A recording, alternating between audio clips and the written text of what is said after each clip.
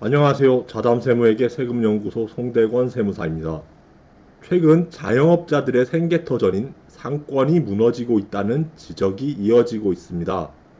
서울 명동, 강남, 홍대, 가로수길, 이태원 한남, 청담 성수 등 이른바 서울 7대 상권의 올해 2025년 1분기 상가 평균 공실률은 15.1%로 나타난 것으로 집계되었는데, 해당 공실률은 코로나19 시절 직전인 2019년에 비하여 2배 이상 폭증한 수치입니다. 특히 강남구 신사동 가로수길 상권의 상가 공실률은 41.6%에 달하여 지난 2019년에 해당 상권의 공실률이 4.5%에 불과하였다는 사실과 극명한 대비를 이루고 있습니다. 상권의 활성화 정도를 가늠할 수 있는 우통격인 상가 권리금도 계속하여 하락하는 추세입니다.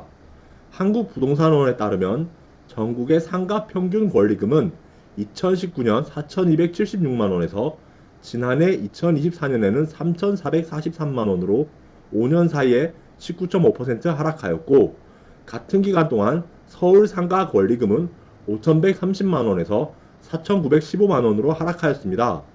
한편 경기도의 경우에는 지난 4년 사이에 상가 평균 권리금이 2020년 4,993만원에서 2024년 3,904만원으로 1,000만원 이상 감소하였습니다.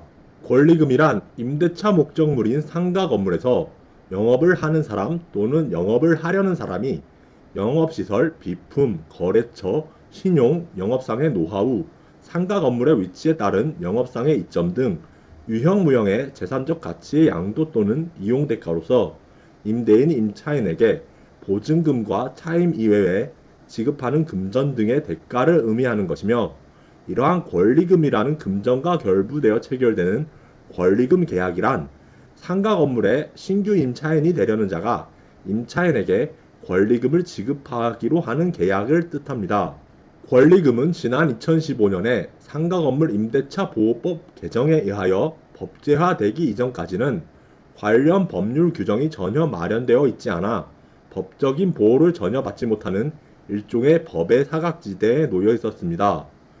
비로소 권리금과 관련한 제방 규정들이 법제화된 이후로 당연히 재산적 가치를 지니고 있는 이 권리금에 대한 과세가 가능하게 되었습니다. 참고로 국토교통부에서 제작하여 배포하고 있는 권리금 표준 계약서가 마련되어 있는데, 실제로 권리금 계약서를 작성하시는 분들은 해당 표준 계약서를 이용하여 계약서를 작성하시기를 권해드립니다. 자영업자 등이 자신이 영위하던 영업을 이전하는 과정에서 발생하는 권리금의 수수와 관련한 세무처리 문제를 권리금을 수령하는 개인사업자 입장에서 부가가치세와 소득세, 그 세목별로 각각 살펴보겠습니다. 권리금을 수령하는 개인사업자 입장에서는 우선 수령하는 권리금 금액을 공급가액으로, 그리고 이에 대응하는 부가가치세 등을 기재한 세금 계산서를 상대방에게 교부하여야 합니다. 이어서 부가가치세를 신고할 때 이 권리금 수령액 자체를 신고서 하단에 수익금액 제외로 신고하여야 합니다. 참고로 면세사업을 양도양수하는 경우에는 세금계산서 대신 계산서를 발급하며, 사업 포괄 양수도에 해당한다면 세금계산서는 물론 계산서도 발급하지 않아도 됩니다. 이 권리금 수령액을 부가가치세 신고서 하단에 수익금액 제외로 신고하여야 하는 이유는 이와 같은 과정을 거치지 않으면 권리금 수령액 자체가 소득세법상 사업소득으로 분류되어 기타 소득으로 분류되는 경우에 비하여 세부담 측면에서 불리하기 때문입니다.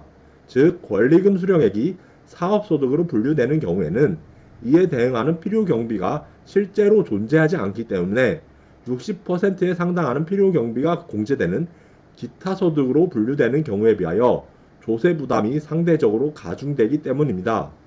권리금을 수령하는 개인 사업자 입장에서는 우선 수령하는 권리금 금액에 대하여 권리금을 지급하는 사업자 등으로부터 기타 소득 원천징수 영수증을 발급받아 수령하여야 합니다.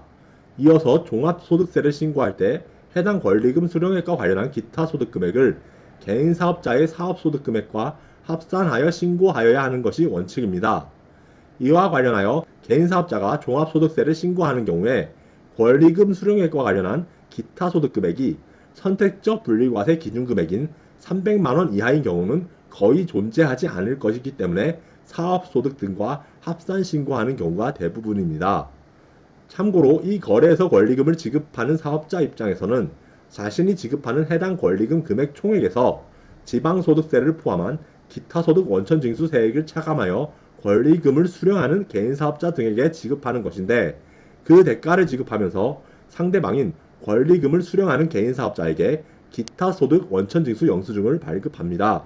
상권침체는 소상공인의 폐업, 공실 증가, 상권침체 심화의 악순환으로 이어진다는 점에 그 사안의 심각성이 있습니다. 중소기업 중앙회에 따르면 올해 2025년 1월부터 5월까지 자영업자들의 퇴직금격인 노란우산 폐업공제금은 총 7,170억 원이 지급되었는데, 해당 지급액은 코로나19 첫 해인 2020년의 같은 기간 3,115억 원과 비교하여 2배 이상 폭증하여 역대 최대 지급액이라고 합니다. 문제는 현재 상황에서는 이러한 악순환 고리가 도무지 끊어질 것 같지 않다는 것인데, 올해 2025년 1분기 전국 평균 개업률은 2.2%였지만 폐업률은 2.55%라는 사실을 감안하면 이 현상이 장기간 지속될 것으로 예측되기 때문입니다. 이와 관련하여 한 전문가는 내수 부진이 심각한 상황이라 소비자에 대한 지원책도 필요하지만 우선 소상공인들이 버텨줘야 상권이 유지되고 소비 활성화로 이어질 수 있다. 일시적 지원금에 그칠 것이 아니라 소상공업계의 체질 개선을 유도하는 정책이 뒷받침돼야 한다는 점을 지적하고 있습니다. 이상으로 자담세무에게 세금연구소 송대권 세무사였습니다. 감사합니다.